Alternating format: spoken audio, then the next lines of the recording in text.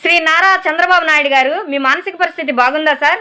బాగోపోతే దయచేసి వెళ్ళి, డబ్బున్న వాళ్ళు కాబట్టి విదేశాలకు వెళ్ళి మరీ చూపించుకోవాల్సిందిగా నా మనవి. ఒకప్పటి స్లోగన్ ఏంటంటే ఒకరు ముద్దు ఇద్దరు హద్దు.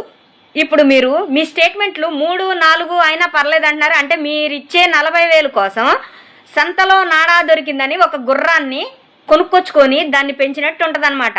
అంతే కదా? మీరు ఇచ్చే 40,000 దేనికి సరిపోతాయి సార్?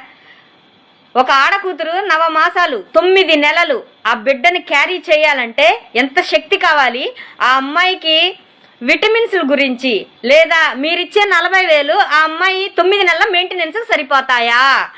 ఆ బిడ్డని కనాలి, హాస్పిటల్ ఖర్చులు సరిపోతాయా? పెంచాలి, సరిపోతాయా?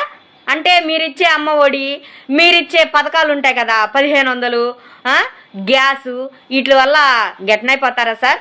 అంటే మన బిడ్డలు ఇంగ్లీష్ మీడియంలో చదవాలి, ఎదుటాడి బిడ్డలు వచ్చి రోడ్ల మీద పడి బతికిన పడవలేదనుకుంటున్నారా ఏంటి?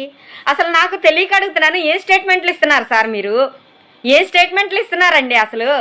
ఒక ఆడపిల్ల 9 మాసాలు ఒక బిడ్డని కనాలి, మొయ్యాలి అంటే ఎంత ఖర్చు అవుతుంది? ఎంత ఆ అమ్మాయికి రక్తహీనతలు కానీ అసలు ఎటువంటి సైడ్ ఎఫెక్ట్స్ వస్తాయి అవైనా తెలుసా సార్? అంటే మన ఇంట్లో ఆడకూతురు లేదు కదా సార్, మనకు తెలీదు. మన ఇంట్లో ఆడకూతురు ఉంటే మనకు తెలుస్తుంది, మన ఇంట్లో ఆడబిడ్డలు లేరు కదా, సో అందుకే మనకు తెలియదు అనమాట. ఒకవేళ తెలుసుంటే మాత్రం మీరు ఇలాంటి స్టేట్మెంట్లు మాత్రం పాస్ చేసేవాళ్ళు కాదు.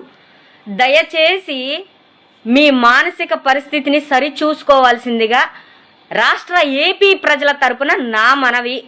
అండ్ 2, మీ 40,000 మీరే ఉంచుకొని సార్, జాగ్రత్తగా ఇంకొంచెం ఎక్స్ట్రానే మేము ఇస్తాము, వెళ్ళి మెడిసిన్స్ తెచ్చుకోండి.